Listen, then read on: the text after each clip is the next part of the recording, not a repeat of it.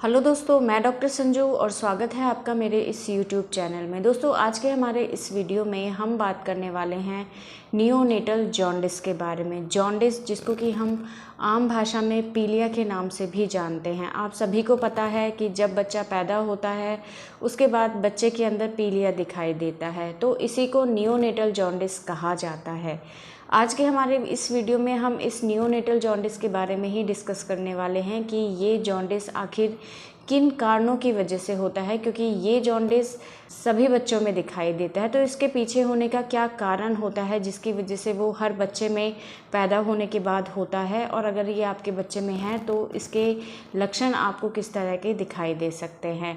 But video शुरू करने से पहले अगर आपने मेरे इस चैनल को सब्सक्राइब नहीं किया है तो इसे सब्सक्राइब ज़रूर कर लें, ताकि मैं जो भी वीडियो बनाऊँ बच्चों की हेल्थ से रिलेटेड, उससे रिलेटेड इन्फॉर्मेशन आप तक पहुँचती रहे। तो दोस्तों, नियोनेटल जॉन्डिस के बारे में सभी को पता है कि जब बच्चा पैदा होता है, बच्चे के पैदा होने के 2 से 3 दिन के बाद बच्चे के अंदर पीलिया के लक्षण हमें दिखाई देते हैं। अगर 100 बच्चे पैदा हुए हैं तो 100 बच्चों के अंदर ये पीलिया मिलेगा, यानी कि सभी बच्चों में ये जॉन्डिस होता है, लेकिन 100 में से सिर्फ 10 बच्चों में ही इसके ट्रीटमेंट की हमें ज़रूरत पड़ती है।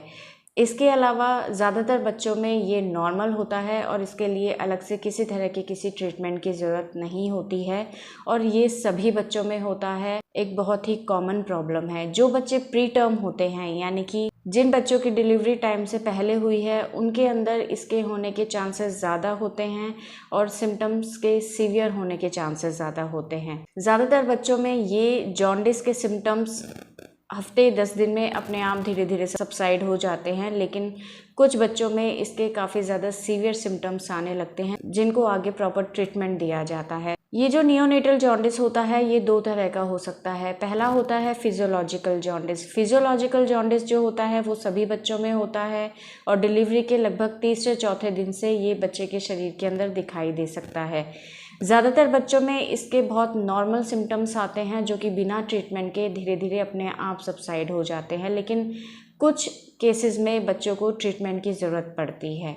दूसरा होता है पैथोलॉजिकल जॉन्डिस। ये जो जॉन्डिस होता है ये आपके बच्चे में किसी प्रॉब्लम की वजह से डेवलप होता है, और ये बच्चे के पैदा होने के बाद तुरंत बच्चे के शरीर में पहले दूसरे दिन से ही दिखाई देने लगता है। इसके लिए बच्चे के प्रॉपर इन्वेस्टिगेशन, ट्रीटमेंट की ज़रूरत आपको पड़ सकती है।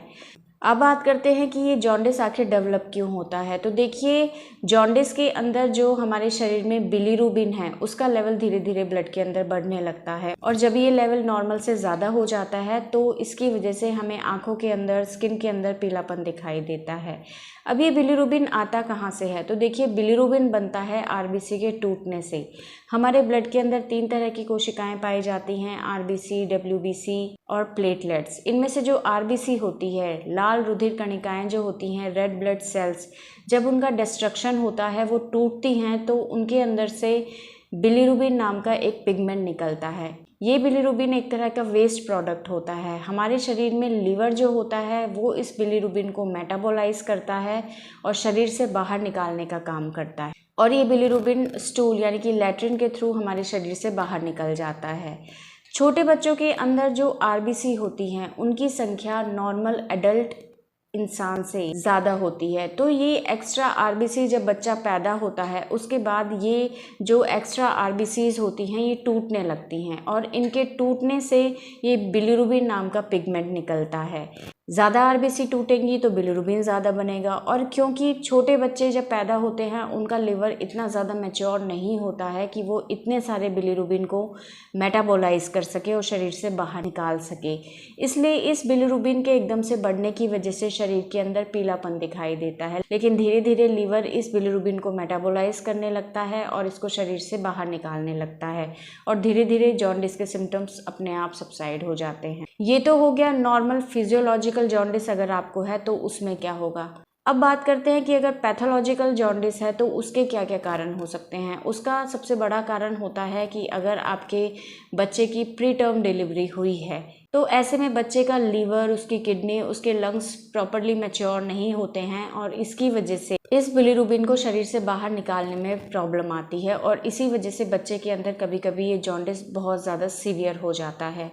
दूसरा, अगर बच्चे के लीवर में किसी तरह का कोई इन्फेक्शन हो जाता है पैदा होने के बाद, तो उसकी वजह से प्रॉब्लम हो सकती है, उसकी वजह से जॉन्डिस हो सकता है। दूसरा, अगर बच्चे में किसी तरह का इंटरनल हैमरेज हो जाता है, अंदर ही अंदर शरीर में उसके ब्लीडिंग हो जाती है डिलीवरी के प्रोसेस के दौरान या किसी और वजह से, तो उसके अंदर जॉन्डिस हो सकता है। इसके अलावा अगर बच्चे में पैदा होने के बाद किसी तरह का वायरल या बैक्टीरियल इन्फेक्शन हो जाता है, तो इसकी वजह से जॉन्डिस हो सकता है। अगर इंटेस्टाइनल कोई ऑब्स्ट्रक्शन है, बच्चा लैट्रिन नहीं कर रहा है, तो ये बिलिरुबिन शरीर से बाहर नहीं निकलेगा और शरीर में इकट्ठा होता रहेगा, जिसकी वजह से बच्चे को जॉन्डिस हो सकती है। या बिलियरी एट्रेजिया अगर हो जाता है, यानी कि जो हिपैटिक डक्ट है, बाइल डक्ट है, अगर वो कहीं से ब्लॉक है, तो ये बिलिरुबिन शरीर से बाहर नहीं निकलेगा। इसके अलावा अगर मिसमैच ब्लड है, यानी कि मदर का ब्लड ग्रुप RH नेगेटिव है, बच्चे का पॉजिटिव है, तो ऐसे में भी RBC का डिस्ट्रक्शन ज़्यादा होता है, जिसकी वजह से बच्चे को पैथोलॉजिकल जॉन्डिस हो सकता है। तो ये कुछ रीज़न है जिसकी वजह से बच्चे के अंदर पैथोलॉजिकल जॉन्डिस दिखाई दे सकता है। अब बात करते हैं कि अगर बच्चे में जॉन्डिस डेवलप हो जाता है तो आपके बच्चे में क्या क्या इसके सिम्टम्स आ सकते हैं। तो देखिए, सिम्टम्स की अगर हम बात करें तो इसका जो सिम्टम है, अगर फिजियोलॉजिकल जॉन्डिस है तो इसके जो सिम्टम्स हैं वो डिलीवरी के तीसरे चौथे दिन बच्चे के शरीर के अंदर दिखाई देंगे। सबसे पहला जो सिम्टम है वो बच्चे की आँख में जो सफ़ेद वाला हिस्सा है उसके अंदर पीलापन दिखाई देगा, बच्चे की आँखों में पीलापन दिखाई देगा, बच्चे की स्किन का कलर पीला होने लग जाएगा, धीरे धीरे बच्चे के फेस में पीलापन रहेगा, फिर गर्दन में, फिर नीचे पेट वाले हिस्से पे, धीरे धीरे हाथ पैरों के ऊपर पीलापन आने लगेगा। बच्चा बहुत ज़्यादा इरिटेबल हो सकता है, फीडिंग नहीं प्रॉपरली कर पाएगा। अगर इस बिलिरुबिन का लेवल बहुत ज़्यादा बढ़ने लग जाता है तो ये ब्लड के थ्रू बच्चे के दिमाग तक पहुंच सकता है। इस कंडीशन को कर्नेक्टेरिस बोलते हैं, जिसकी वजह से बच्चे के दिमाग के ऊपर इफ़ेक्ट पड़ता है। इसकी वजह से बच्चे में सीजर आ सकते हैं, दौरे आ सकते हैं, बच्चे के हाथ पैर मुड़ सकते हैं, बच्चा बेहोश हो सकता है और बच्चे में सेरिब्रल पाल्सी की कंडीशन जो है वो डेवलप हो सकती है, यानी कि न्यूरोलॉजिकल प्रॉब्लम बच्चे के शरीर के अंदर दिखाई दे सकती है। बच्चे को सुनने में प्रॉब्लम हो सकती है, हियरिंग कंप्लीट लॉस हो सकती है। तो ये कुछ सिम्टम्स हैं जो कि अगर आपके बच्चे में जॉन्डिस है तो आपके बच्चे के अंदर दिखाई दे सकते हैं। अब बात करते हैं इसके ट्रीटमेंट के बारे में। तो देखिए, अगर आपके बच्चे में बिलिरुबिन ज़्यादा नहीं बढ़ा है, हल्का फुल्का बिलिरुबिन आपके बच्चे के अंदर बढ़ा हुआ है, बिलिरुबिन का लेवल 10 से कम है, तो आपको परेशान होने की ज़रूरत नहीं है। आपको बस ये करना है कि आपको बच्चे को फीडिंग ज़्यादा से ज़्यादा करानी है, क्योंकि बच्चा फीडिंग ज़्यादा लेगा, दूध ज़्यादा पिएगा, तो उससे ये जो बिलिरुबिन है ये शरीर से बाहर लैट्रिन के थ्रू या यूरिन के थ्रू बच्चे के शरीर से बाहर निकलता रहेगा। लेकिन अगर बच्चा फीडिंग नहीं कर रहा है, बच्चा इरिटेबल है, तो थोड़ा सा परेशान होने की ज़रूरत है। अगर बच्चा फीडिंग कर रहा है तो जितना हो सके उसको फीडिंग ज़्यादा से ज़्यादा कराएं। इसके अलावा मदर क्या कर सकती है, मदर को चाहिए कि वो पानी ज़्यादा से ज़्यादा पिए, हेल्दी डाइट ले, ताकि जो भी न्यूट्रिशन है वो मिल्क के थ्रू, दूध के थ्रू बच्चे तक पहुंचता जाए और बच्चे की इम्यूनिटी स्ट्रांग हो। जितना ज़्यादा वो दूध पिएगा, पानी जितना ज़्यादा दूध के थ्रू बच्चे के शरीर में जाएगा, उतना ही बिलिरुबिन का लेवल कम होता चला जाएगा। दूसरा, बच्चे को हल्की धूप में कम से कम आधे घंटे आपको लेके बैठना है। बच्चे के हाथ पैरों पे, शरीर पे धूप जितनी ज़्यादा लगेगी उससे जॉन्डिस होने का खतरा कम रहता है, जॉन्डिस के बढ़ने का खतरा कम रहता है। आपको बहुत ज़्यादा तेज़ धूप में बच्चे को नहीं रखना है। जो सुबह की हल्की धूप होती है, जो टॉलरेबल होती है, उसमें आपको बच्चे को रखना है। बहुत ज़्यादा तेज़ धूप में, यानी कि 9 बजे के बाद आपको बच्चे को धूप में नहीं रखना है। सुबह सुबह हल्की धूप बच्चे को दिखाएं, कम से कम आधा घंटा। लेकिन अगर आपके बच्चे में बिलिरुबिन का लेवल 10 से ज़्यादा है, साथ में बच्चा बहुत ज़्यादा इरिटेबल है, फीडिंग नहीं कर रहा है, बच्चे को दौरे आ रहे हैं या बच्चा रोए जा रहा है, तो ऐसे में फिर आपको घर पे नहीं बैठना है, एक बार डॉक्टर की एडवाइस लेनी है।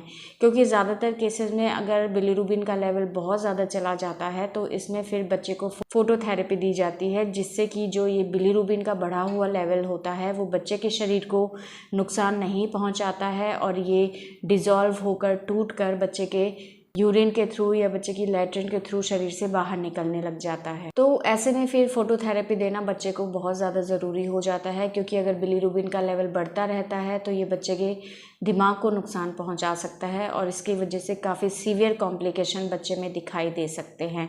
तो इस चीज़ को देखते हुए अगर आपको लगता है कि आपके बच्चे में किसी तरह की कोई सीवियर सिम्टम नहीं है, हल्का फुल्का पीलापन है, तो बस आपको एक काम करना है कि बच्चे को आप फीडिंग ज़्यादा से ज़्यादा, जितना ज़्यादा बच्चा दूध पिएगा उतना ज़्यादा बिलीरुबिन शरीर से बाहर निकलेगा और आपके बच्चे में जॉन्डिस के सीवियर होने के चांसेस कम होंगे। लेकिन अगर सिम्टम्स आपको लगता है कि ज़्यादा बढ़ रहे हैं, बच्चा फीडिंग नहीं कर रहा है, तो फिर आपको एक बार डॉक्टर की एडवाइस लेना बहुत ज़्यादा ज़रूरी है। तो दोस्तों ये था आज का हमारा वीडियो नियोनेटल जॉन्डिस के बारे में। अगर आपके इस वीडियो से रिलेटेड किसी तरह के कोई सवाल है जो आप हमसे पूछना चाहते हैं तो आप हमें कमेंट कर सकते हैं, और हमारे आने वाले वीडियोज़ को देखने के लिए हमारे इस चैनल को सब्सक्राइब ज़रूर करें। Thank you.